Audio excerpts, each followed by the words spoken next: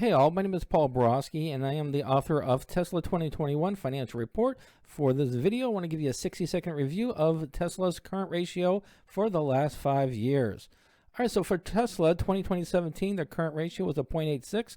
That means their current liabilities exceeded the current assets. Not a good thing, not a good position. In 2018, it got even worse. Their current liabilities went even further past their current assets, resulting in a 0.83 current ratio.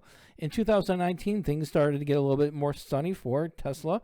Their current assets exceeded their current liabilities, which resulted in a 1.13 current ratio. From that point, the company's current ratio would continue to grow, ending 2021 with a current ratio of 1.38, which is pretty darn good for the company, especially considering 2017, 2018 deficiencies.